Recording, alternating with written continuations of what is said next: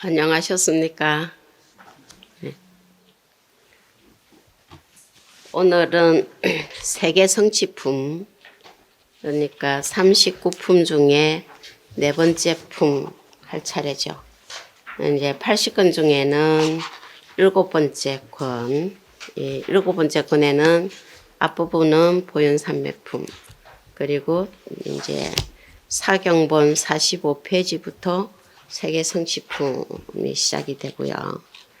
우리 독송본 갖고 계시는 분은 여기가 24페이지부터 세계 성취품이 시작이 되겠습니다.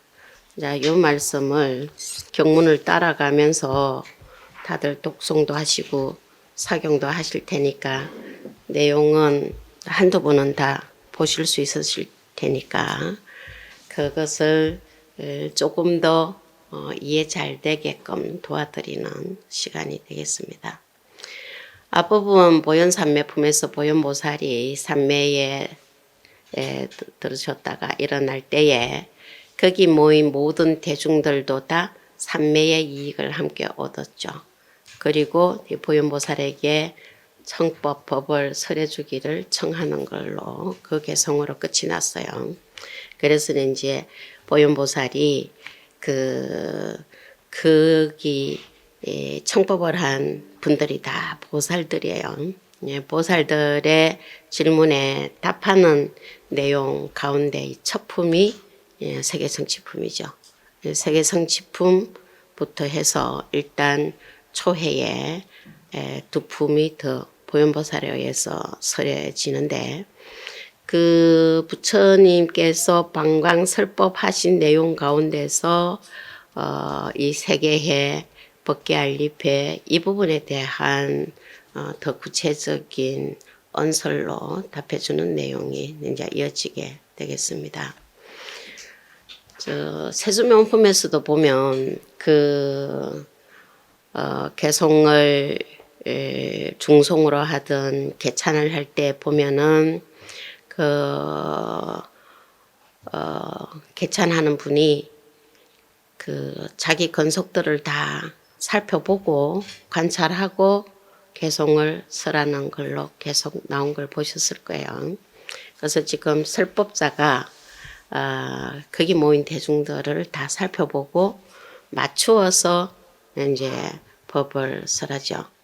근데 여기에서는 지금 보현보살과 함께 있는 거기에 함께 있는 그 자리에 정밀도량에 있는 대중들은 보살들은 이미 앞에서 여러 번 다 만나서 그리고 청법까지 하고 한 대중이기 때문에 거기 모인 보살 대중들을 관찰하는 게 아니고 여기에 열받아 이래서 10회 관찰로 나와요.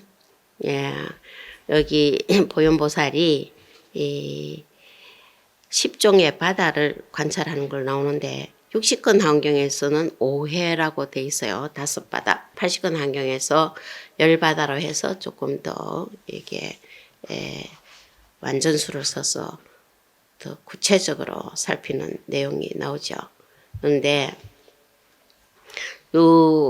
어떤 바다를 관찰했느냐 하는 것을 같이 한번 보고 그거에 대한 말씀을 좀 더 드릴까 해요. 그래서 사경본에서는 45페이지, 46페이지 그리고 독송본에서는 24페이지, 25페이지 10가지 바다에 대한 말씀을 목탁에 맞춰서 우리 한번 읽어보고 그 다음 말씀을 드릴까 해요.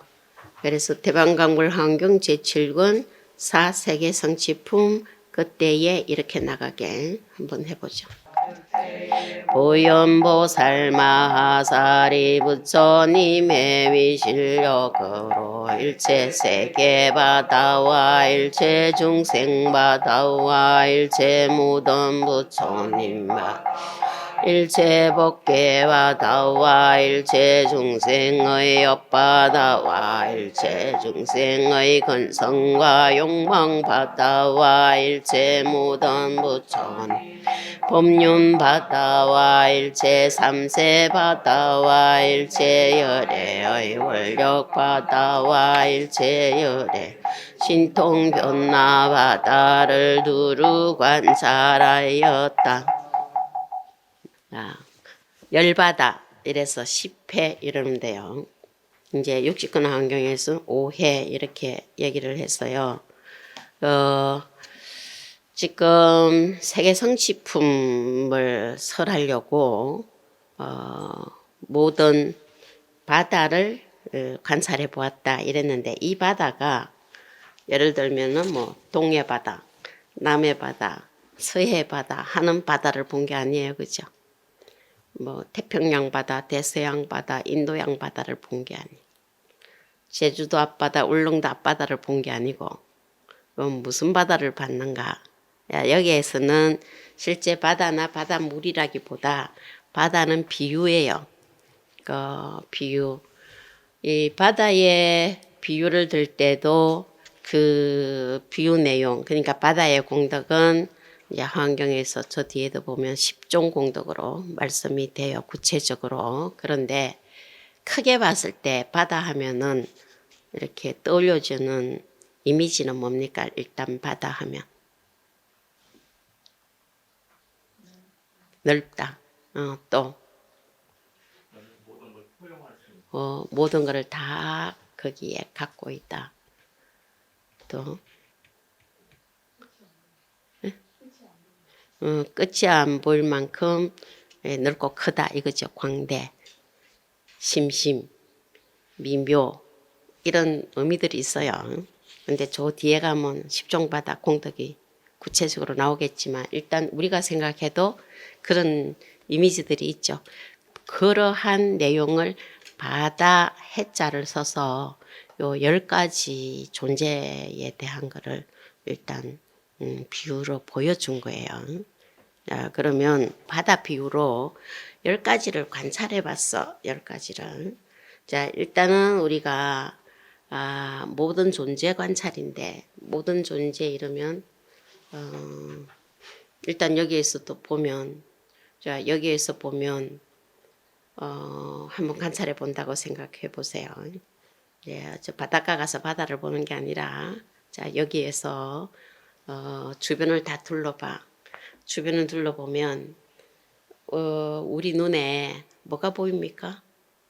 크게 10가지로 만약에 나눠 본다면, 10가지까지 안 가도, 자, 제일 먼저 눈에 보이는 존재가 뭐예요? 사람들. 사람들은 중생들이다, 그죠? 중생들이 보이네, 그죠? 또 사람들만 보입니까? 여기 법당인데 부처님이 보여죠, 그죠? 부처님, 제불, 모든 부처님, 바다, 불상이 모셔져 있으니까 더 잘 보이겠죠. 또 그러면 부처님하고 또 보살들은 원래 계셨으니까, 그러고 중생들, 사람들이 보였는데 그것만 보여요? 그분들이 있는 곳이 보여야 되겠죠. 이제 우리가 어디 있어요? 이제 이렇게 마주보고 계시면 저 바깥 산이나 들이나 나무나 뭐 공기나 하늘이나 잘 안 보이겠지만, 저는 그게 지금 환히 들어오고 있어요. 주변에 이렇게 우리들이 의지하고 있는 존재들이 있죠. 그걸 이제 화엄경에서는 기세간 이렇게 얘기를 했어요. 세간들이 보이, 세간. 모든 게 다 세간인데 의보세간, 기세간이에요. 그거를 일반적으로는 세계, 바다 비유를 들어서 세계해 이렇게 했는데, 이 세계가 있으면 중생들이 있어. 중생들이 있으면 부처님 출연하시겠죠. 보살님이 모시고 같이. 자, 그래서 크게 보면 그렇게 3가지로 나눠 볼 수 있어요.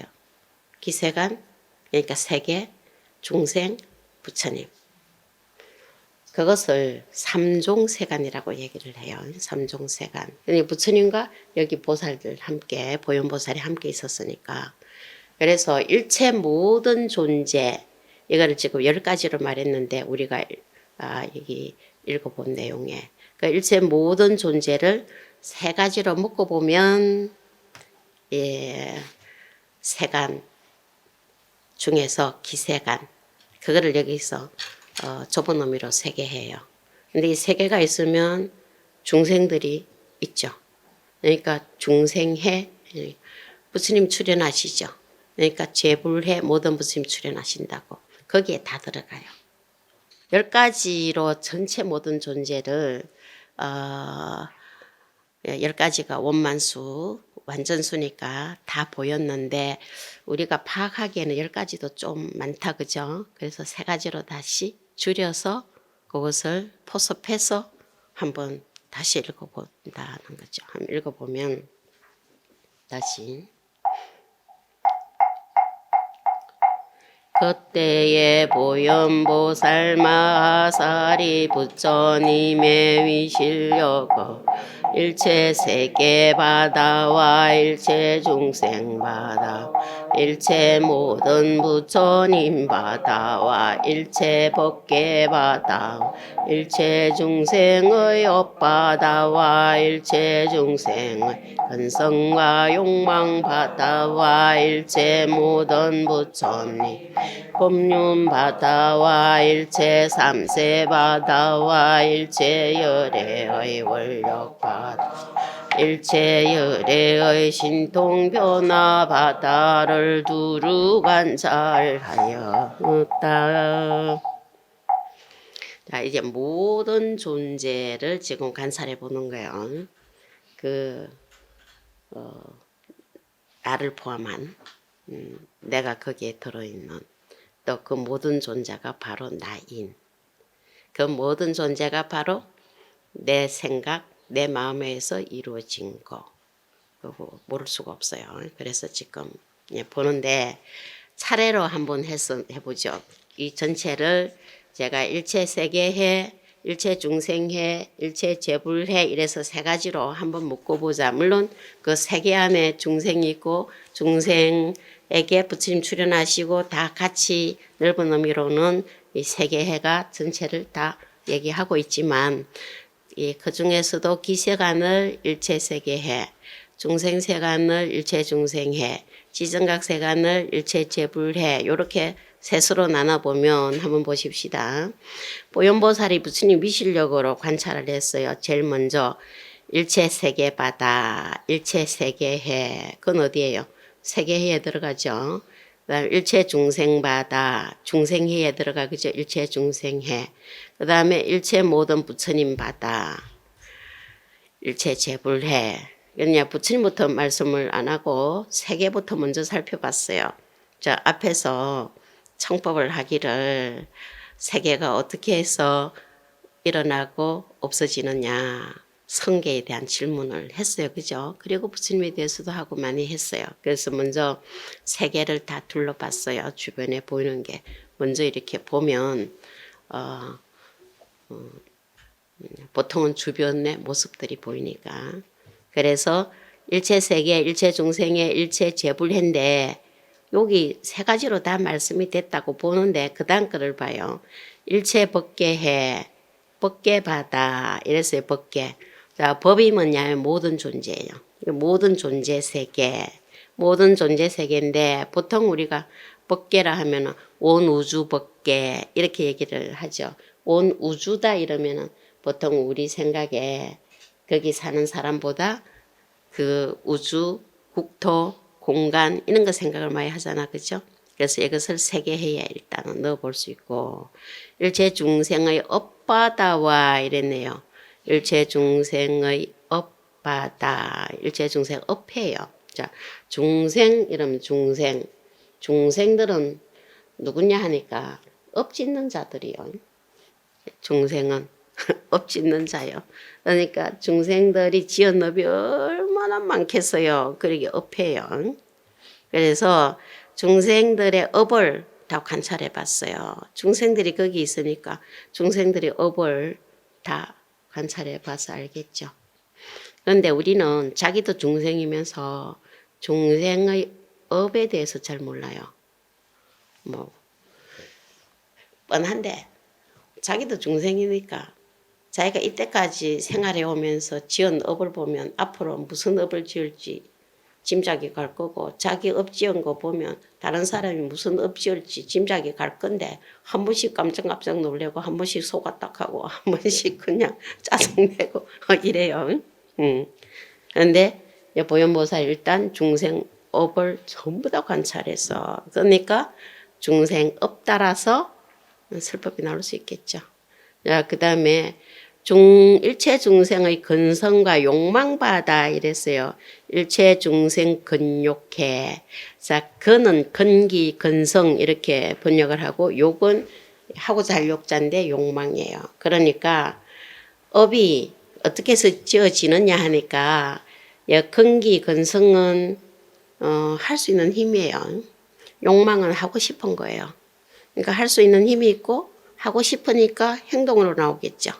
그게 업이에요. 자, 그러면 각자 자기를 한번 보면, 왜냐하면은 이 중생이 놈이 아니고 나니까, 나도 중생이니까 돼지셈 하지 말고 거기 넣어서 한번 보면 내가 할 수 있는 게 뭐 있을까? 어떤 근기에 중생인가? 뭘 하고 싶을까? 지금까지는 뭐 바쁘게 쫓겨서 살아왔다 하더라도 이제부터 뭘 하고 회양을 하면 좋을까? 그게 욕이에요. 뭘 하고 싶은지. 그러면 그 다음에 일어나는 모든 행동은 근욕에 따라서 일어나게 되겠죠. 근욕에 따라 지금부터 내가 뭘 하고 싶은가, 뭘 할 수 있는가 라는 것을 정확하게 알면 앞으로 내가 어떤 행동을 하고 살지가 나오죠. 그럼 그 행동을 살고 나면 어떤 가부가 나한테 떨어질지 환해요. 계산 다 된다고. 근데 모른 척해요. 어쨌든 근욕해. 굉장히 다양하고 많겠죠. 그래서 바다해자에 비유를 넣었어요. 그 다음에 일체 모든 부처님의 법륜바다와 이래서 일체 제불 법륜해요. 자, 부처님께서는 뭐 하시는 분일까? 했을 때, 자, 중생이 있는 곳에 부처님께서 출연하시면 부처님께서 중생한테 오셔가 뭐 해주실까? 부처님 깨달으신 법을 일러주시겠죠. 그러니까 전법륜 하신 법륜이 얼마나 많겠어요. 법륜해요. 그래서 초기경전에도 그렇고 대승경전도 그렇고 부처님은 설법해 주시는 분으로서 존재가 굉장히 제자들에게 커요. 제자 이러면 삼계도사, 사생자부, 시야본사, 스가모니불 이랬죠. 물론 서성이 모든 존재 자체가 다 모범이 되고 배울 게 있지만, 그런데 특히 부처님은 깨달으신 분이라서 깨달으신 세계를 보여주시는데, 일단 중생들에게 다양하게 보여주시는데 일러주셔야지 될 거 아니에요. 가르쳐 주셔야 되고 법륜을 굴리시는 거예요. 그런데 이제 여기에서는 광명으로 설법을 해주셔도 전법륜이에요. 그걸 다시 한번 이제 보현보살이 언서를 통해서 해주려고 일단 자 둘러서 관찰하고 살펴보는 거거든.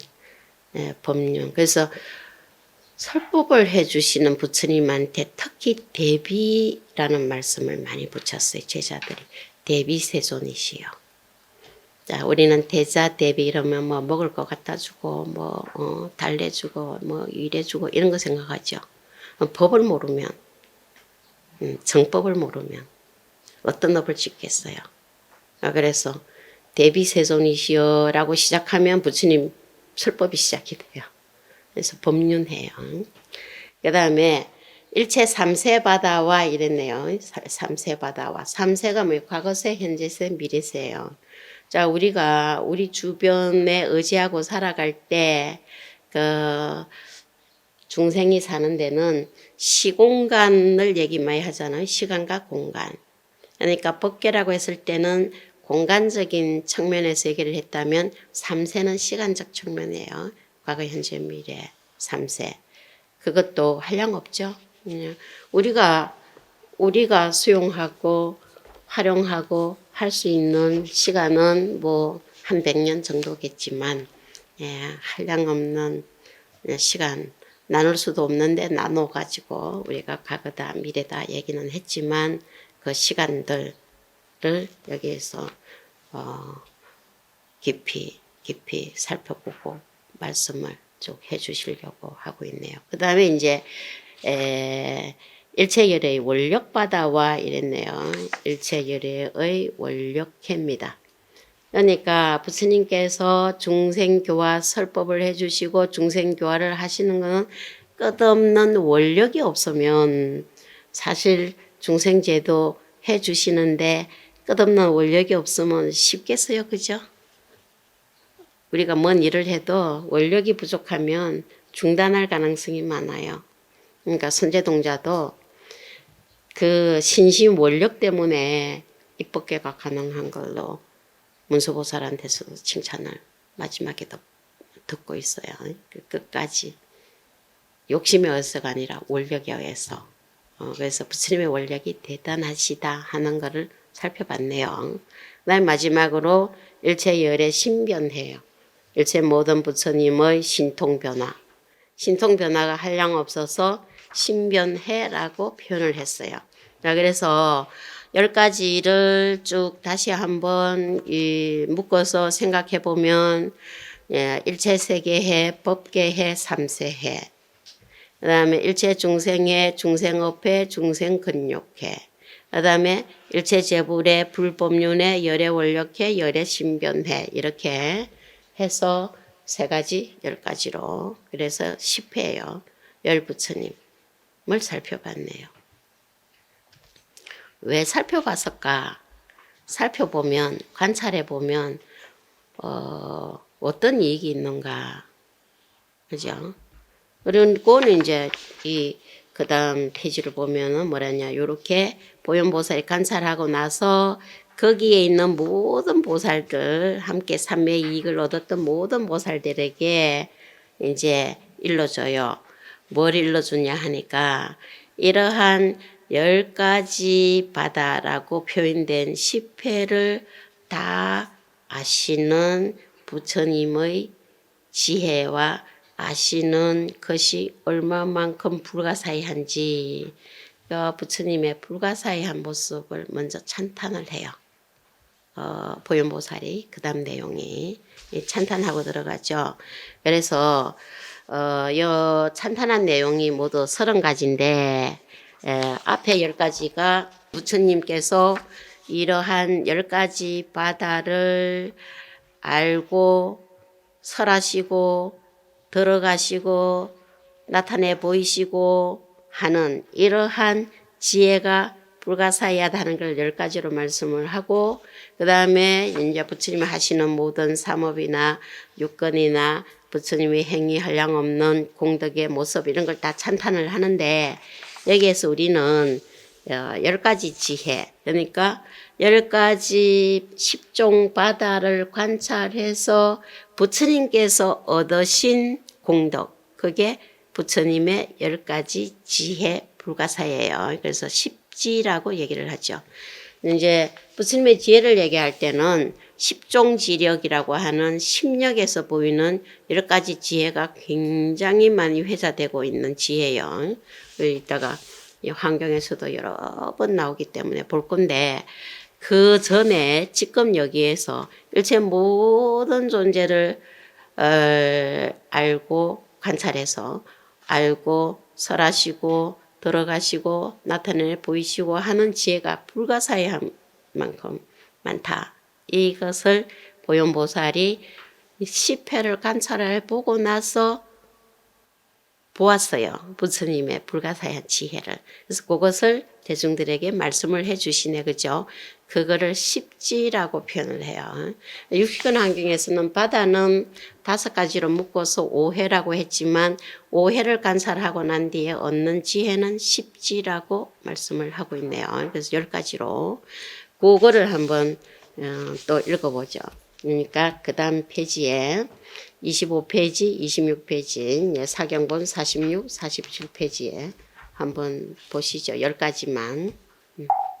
이와 같이 관찰하고 나서 널리 일체 대중바다의 모든 보살들에게 일러 말씀하여 불자들이여 모든 부처님 세종께서 일체 세계 바다에 이루어지고 무너짐을 하시 청정한 지혜가 불가사의하며 일체 중생의 업바다를 아시는 지혜가 불가사의야 일체 법계가 나란히 펼쳐진 바다를 아시는 지혜 불가사의하며 일체가 없는 부처님 바다를 설하시 지혜가 불가사의하며 일체 욕망과 이해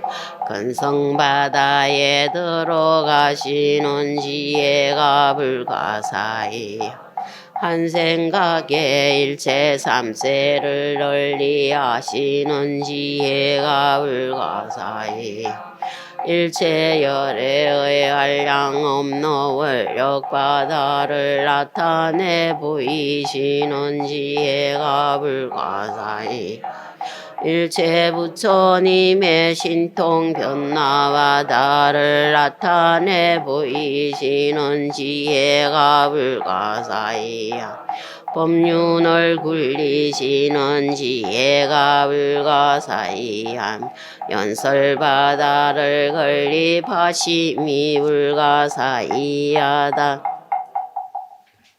자, 이렇게 10회를 딱 관찰하면 십지가 얻어지는 걸 알 수 있어요. 그죠? 물론 부처님께서 가지신 지혜인데 우리도 존재를 잘 관찰하면 야, 이러한 10가지 지혜, 10가지는 온만수라 그랬어요. 모든 지혜가 다 이루어진다 하는 거를 말씀해 주었어요. 그러니까 지금 이 십지가 앞에서 말씀한 10회가 바로 십지로 연결되는 걸 볼 수 있는데 순서는 조금씩 다르게 얘기는 하기는 했어요. 그래서 그거를 다시 묶어보면 세계해 부분은 뭐라 그랬냐 일체 세계 바다가 처음에 이루어지고 무너짐을 아시는 청정한 지혜가 불가사의하며 이랬죠.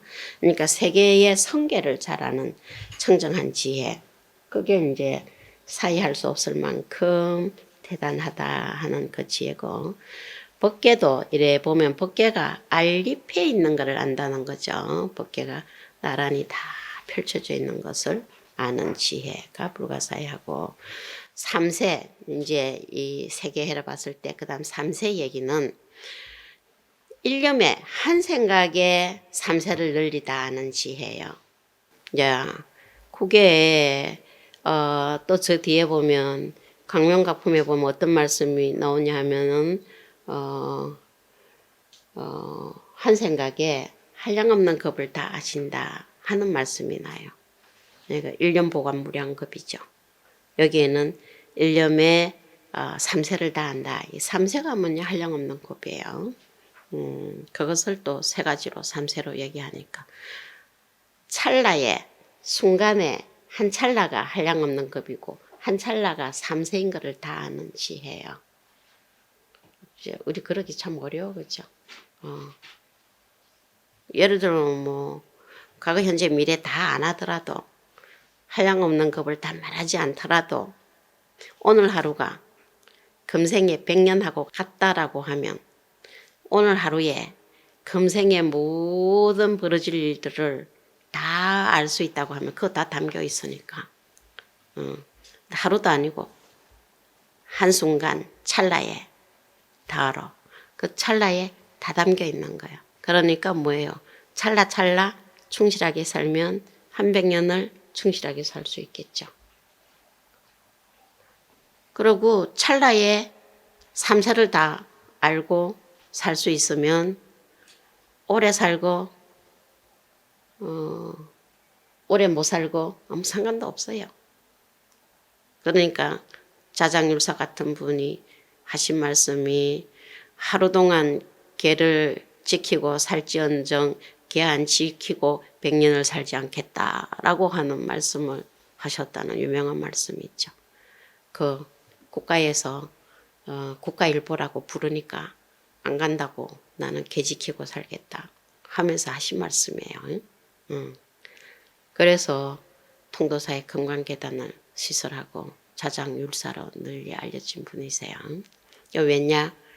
1년이 100년인 줄 찰나가 무량겁인 줄 아시기 때문이에요.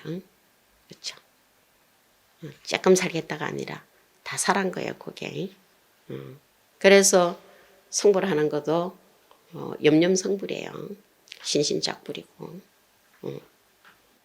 그러니까 여기에서 그러한 것을 다 알고 보시는 지혜가 불가사의하다 하는 것을 부처님의 지혜, 그걸 이제 보현보살이 대중들에게 지금 말씀해 주고 있어요. 그 다음에 중생도 보면은 중생 앞에서도 뭐냐, 중생 하니까 업이 생각났고 중생의 근욕을 살펴본다 그랬죠. 그러니까 뭐예요? 중생의 업바다를 다 아시는 지혜가 불가사의하고 중생의 근욕에 들어가는 지혜가 불가사의하고 이래요.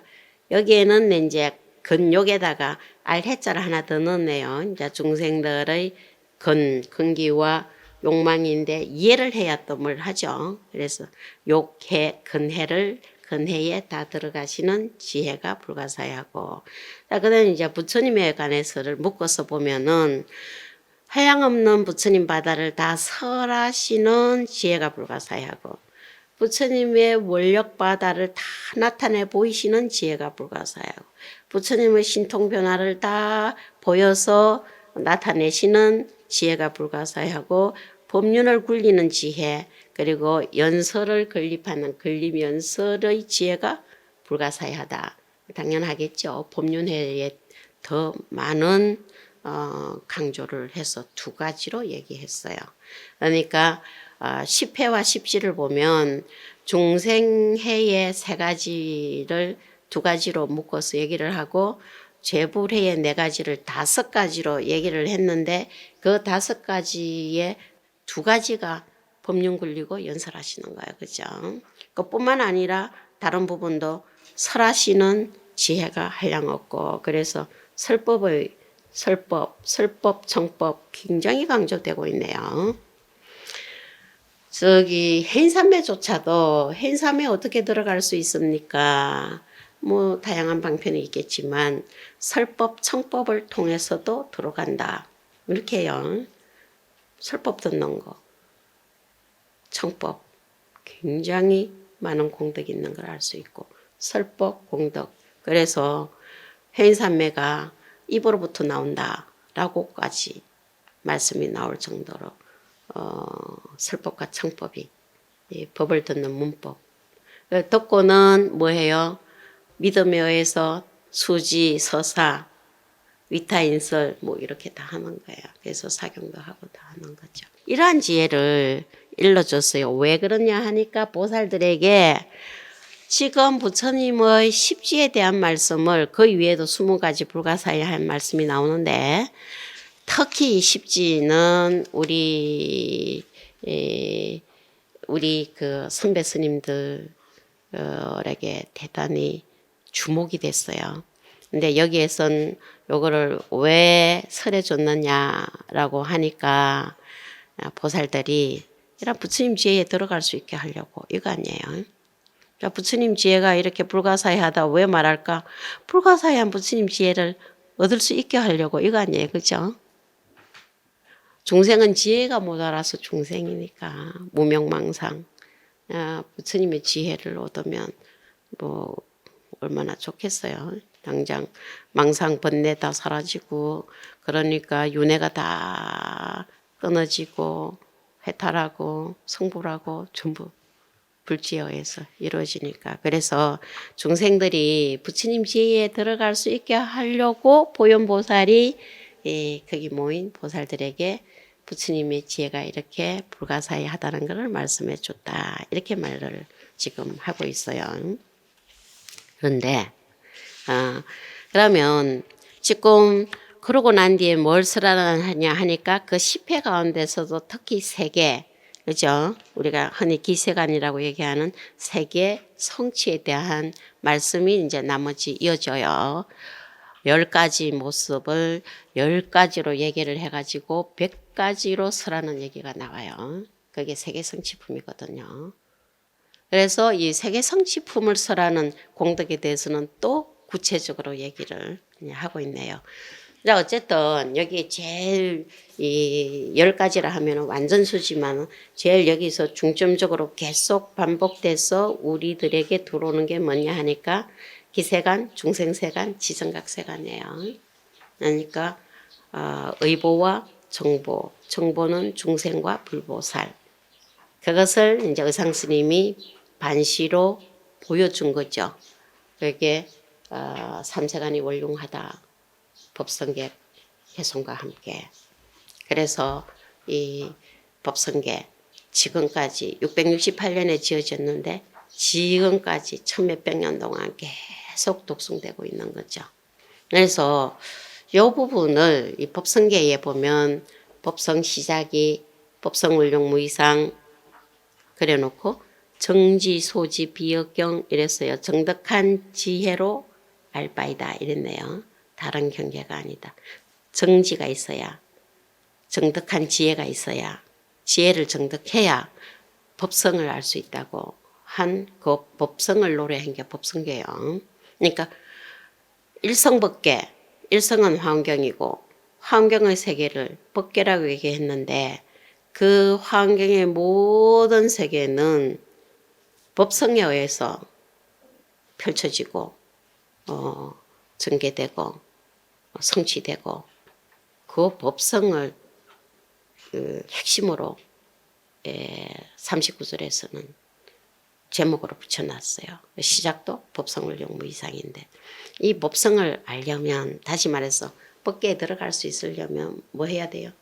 깨달아야 들어가는 거죠. 이 법계는 해탈이에요. 법계에 들어간다 소리는. 법계인데 법계에 들어가 보면 법계 안에서 법계에 들어가는 거예요. 자기가 자기 집에 있으면서도 자기 집에 있는 줄 착각하는 경우 많아요. 노인분들. 집에 가자 그러죠. 예, 건망증이 조금 더 심하신 분들. 주변에 아직 그런 분이 없는 분들은 그래도 편한 거예요. 그죠? 간호하기에 굉장히 힘든 분. 집에 있는데 자꾸 우리 집 가자 이래 해서 하면.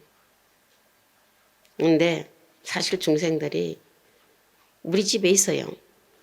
법성가. 있는데 집에 있는 줄 몰라. 그래서 법성계도 보면 기가 수분 덕자량 법성가에 돌아간다 하는 표현이 있죠. 법계 안에 있어요. 그런데 입법계라는 표현을 해. 법계에 들어간다고. 그런데 그걸 잘 모르니까 중생들이 지혜가 없어서 모자라서. 그러니까 중생 이러면 지혜가 없고 모자란 중생은 망상을 많이 부리죠. 망상번뇌. 그런데 망상 부리는 생각을 망상을 펼치는 것도 우리 마음이 해요. 그죠? 그러니까 팔식 망상심, 팔식으로 유식에서는 얘기하고 대승에서도 일반적으로 팔식을 마음으로 얘기하죠. 팔식 망상심이 있는 우리가 중생이 어떻게 하면 부처님의 지혜 경계인 법계, 법성에 들어갈 수 있느냐.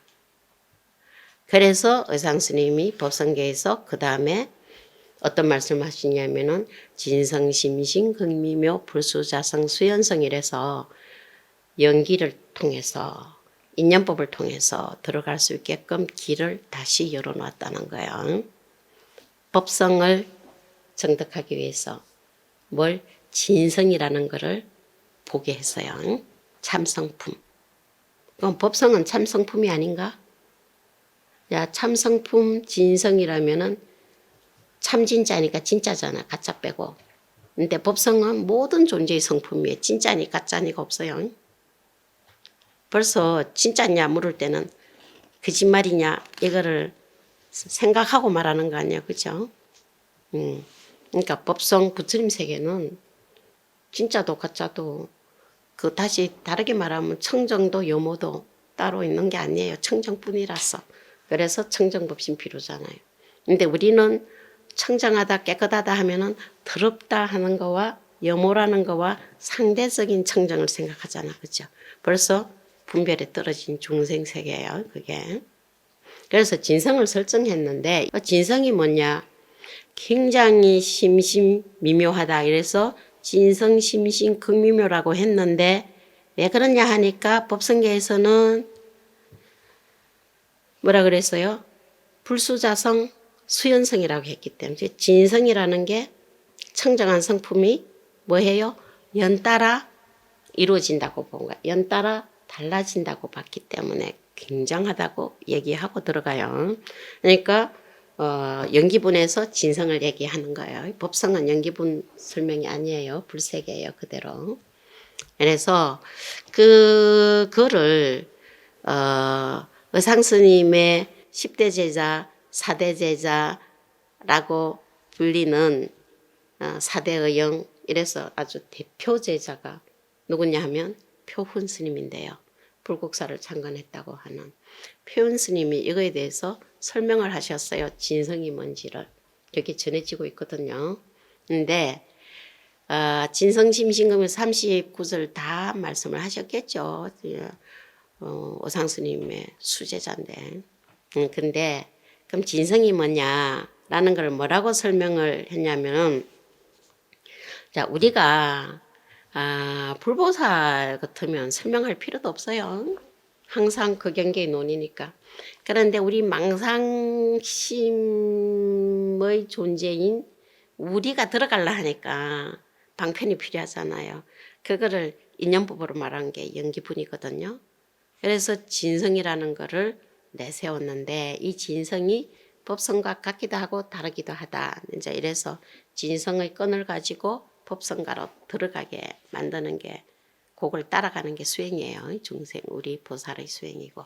그런데 그게 뭐라고 했냐 하니까 참진짜 진은 무주본법이고 모든 존재가 머무름이 따로 없는. 그래서 무고물의 영무주에 무주예요. 일념보관 무량한 거 무고물의 영무주 얘기 계속 많이 회자되죠. 그리고 성은 뭐냐 하니까 본분 종자인데 요것이 표은스님 말씀이 앞에 서론이 길었는데 요 오해라는 거야. 과지오해. 그러니까 60권 환경에 의해서 말했기 때문에 오해고 80권 환경으로 보면 여기 10회예요. 그러니까 팔식망상심의 존재이기나 하지만 이 팔식망상심으로 연기를 관찰할 줄 아네. 중생들이. 그죠? 연기에 대한 통찰이 가능해요. 법성은 망상 갖고 안 되는데 진성, 수연의 세계는 우리 번뇌가 많은 중생도 알 수 있다는 거예요. 한번 생각해봐요. 이 일이, 이 사단이 왜 생겨났을까라고 할 때 유추해 볼 수 있죠. 아, 이래서 이게 일어났구나. 이런 과정을 통해서 이렇게 됐구나. 다 알 수 있어요. 그죠? 지금의 나의 모습, 이렇게 살고 있는 거, 이 모습은 어떻게 해서 여기까지 왔는가 돌아보면 다 알아요. 강원에서 항상 그 밤 9시 되면 자기 하거든요. 삼경 치면 나 돌아다니게 안 하고 혹시나 공부도 하고 싶은 사람은 1시간 정도는 열어주기는 해요. 이렇게 살그머니 해서 공부하게끔.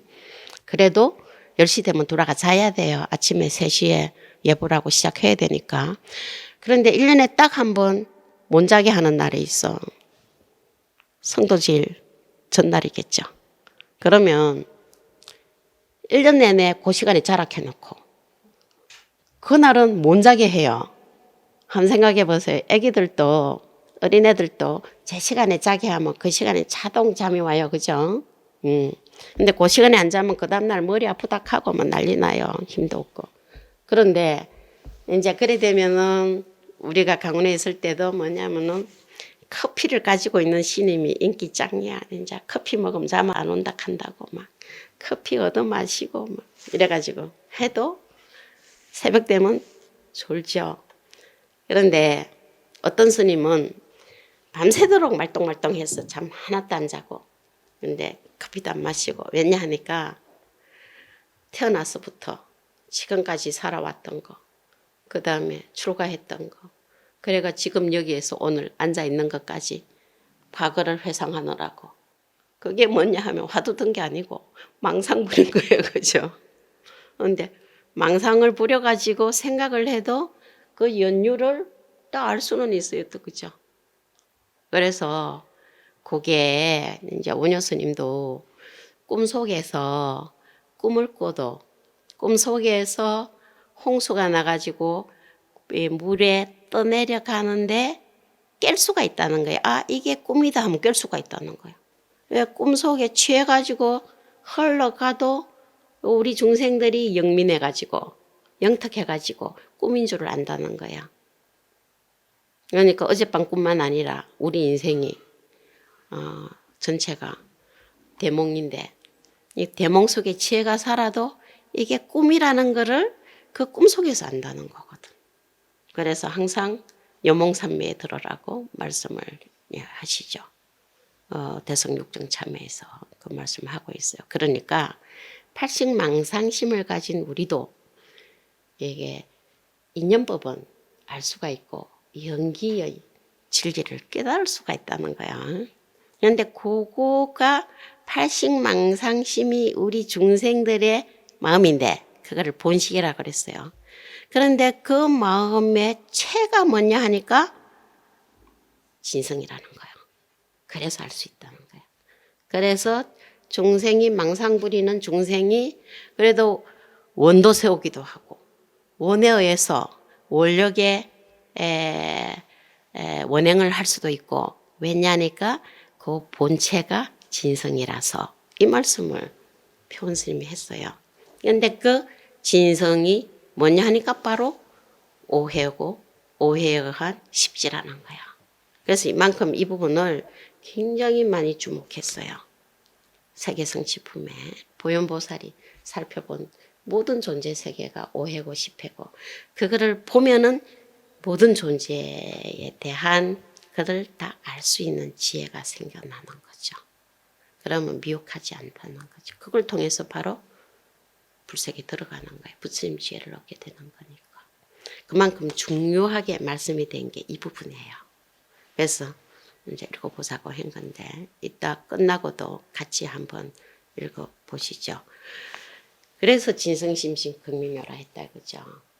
그러한 연기의 방편 행을 통해서 어디로 들어가냐 하니까 법성가에 들어가는 거를 읊어놓은 게 법성계예요. 스님들은 아침 저녁으로 없는 그거 행자 때부터 외워가지고 지금까지도 하는 법성계 핵심이에요. 법성가에 들어가는 게. 자, 그래서 그렇게 하기 위해서는 이제 세계 성취를 설하는데요. 세계 성취를 설하는데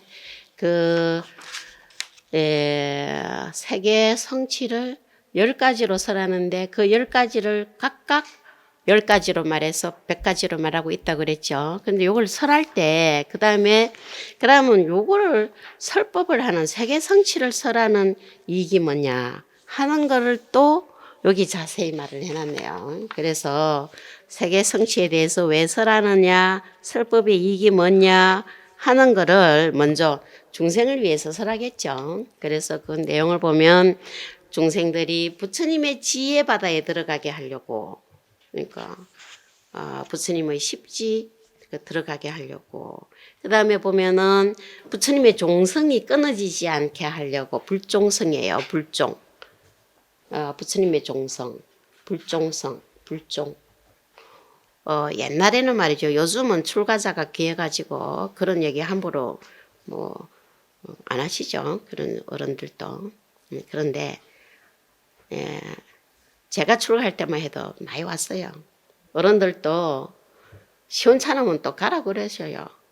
그 행자 보고 행자가 없어도 부처님 종자 안 끊어진다고. 불종성이 안 끊어진다고 하시면서 자 웃어가지고 어쩌든지 가게 하려고 하는 마음에 안 되면 이제 그래 말씀이 되겠죠. 그래서 여기에 보면 이 세계성취에 대한 설법도 부처님 종성이 끊어지지 않게 하려고. 그러면 부처님 종성을 이어가는 자가 누구예요? 우리가 이어가야 되니까 중생으로 하여금 이렇게 되겠죠. 그러면 불종성을 이어가게 하려면 중생은 중생인데 보살이에요. 신신발심이 있으면 이어갈 수 있어라서. 그래서 몸은 중생인데 그 세계는 보살 세계로 들게 하는 거이기 돼요. 그래야 불지를 얻을 수 있어서 이렇게 하죠. 그 다음에 이 중생들을 위해서 했다고 하는 게 네 가지가 더 나와요.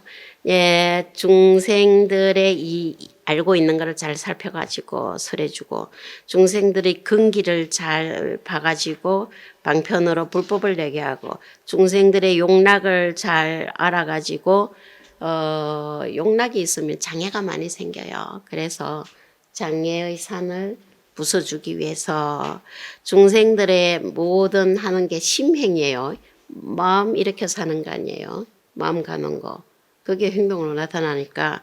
그래서 중생의 망상심에 의해서 모든 업을 하게 하는 게 아니고 이러한 세계에서 중생 세계에서 벗어나게 해주려고 세계 성취를 얘기한다고 세계 성취품을 설하는 이익에 대한 말씀을 하고 있죠. 또 보살은 그냥 편안하게 머물기만 하면 돼요.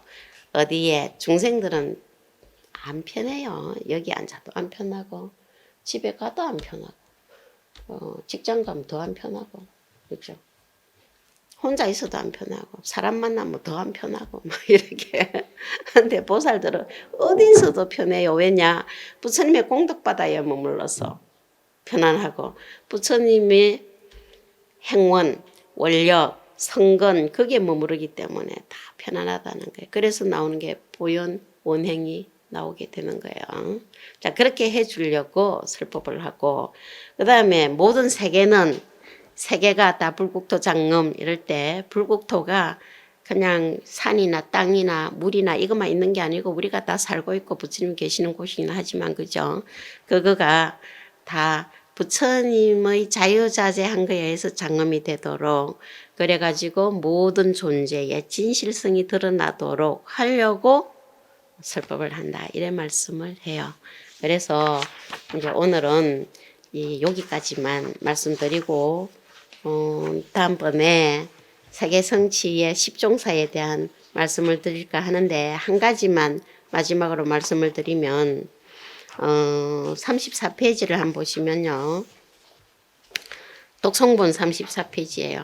그리고 사경본은 61페이지를 한번 보시면 개송 한두 개만 한번 보고 마칠게요. 보시면 일체 세계 국토가 내 몸에 들어오며 자 지금 누구 개찬이냐 하면 보현보살이 개송을 얽고 있는 거예요. 그죠? 그런데 일체 찰토가 세계 국토가 보현 내 몸에 들어온다 이거야. 그래서 머무르시는 모든 부처님도 그러하고 그러기 때문에 내 몸에 있는 모공 하나하나마다 전부 다 뭐요? 모든 국토와 부처님의 경계가 다 들어있으니까 나를 보면 불경계를 볼 수 있어요. 그래서 내가 불경계야. 그래서 내가 그 경계를 말해주겠다. 이래 나오네요. 이 정도는 우리가 평소에 알아차려야 되는데 뭐 어쨌든 너무 먼 얘기 같기도 하고 금방 알 수 있는 얘기일 것 같기도 하고 그다음 마지막으로 10번째 개송에 보면 보현행원은 끝이 없으나 보현행원 무변제 내가 이미 수행하여 구족하였고 그렇죠. 보현보살이 보현행원 다 구족했겠죠.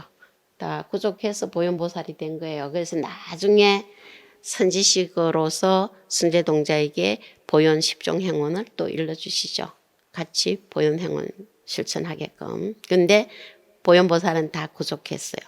그 다음에 보안경계와 강대한 몸은 부처님께서 행하신 바이니 자세히 들을지어다. 이래서 지금 보안경계 강대한 몸이라서 한문에도 보안경계 광대신이여 시불소행 응제청여다 이렇게 했는데 요거가 다른 본에 보면 환경에 보안이 아니고 보현경계로 많이 돼 있을 거예요. 근데 지금 우리가 이 저본으로 한 게 고려대장경 본이라 했어요. 이렇게 고려대장경 본에는 이 여기가 이렇게 보안으로 돼 있어요. 그래서 보현행원, 보현경계 맞는데 이 보현경계가 또 보안경계이기도 하죠. 넓은 눈으로 다 보니까. 지금 관찰해서 보려면 보안이라야 다 보여요. 그러니까 부처님의 눈이라야 보이는데 그거는 빠짐없이 다 볼 수 있어야 돼. 그게 보안이거든. 그래서 보현행원, 보현경계, 보현의 광대신 그런 의미로서 보안경계라 해도 되겠다 싶어서 안 고쳤어요. 요거를. 그래서 그대로 고려대장경본에 있는 그대로 보현, 행원, 보안경계 그대로 둔 거거든요. 그런데 이게 틀렸다기보다 이건 고려대장이 그대로 있어서 했고 우리가 그 내용은 그렇게 유추할 수 있는 거죠.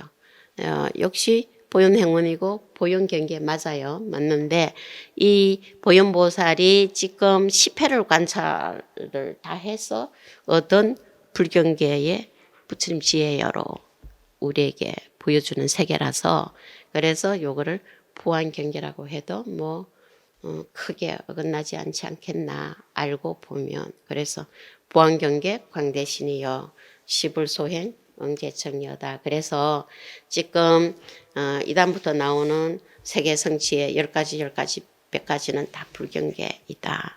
그거를 내가 보여주겠다. 어째서 보여줄 수 있느냐 하는 것이 바로 앞개송에서 보현보살이 말씀을 하고 넘어온 거죠. 그래서 오늘은 여기까지 하고 그 다음 35페이지부터 35페이지 그러니까 사경본은 63페이지부터 다음에 조금 말씀을 드리고 그리고 그 다음 품이 화장세계품으로 넘어갈 거예요. 다음번에 또 화장세계품 하면서 연화당 세계니까 세계 성취와 연관되는 게 굉장히 많겠죠. 그래서 연결해서 말씀을 드려 나가겠어요. 그래서 다음번에는 세계 성취품 남은 부분만 이렇게 본다기보다 화장세계품을 보면서 여기서 안 보고 넘어온 것을 연결해서 말씀을 드리도록 하겠습니다. 그래서 화장세계품도 가지고 오시도록 마치겠습니다.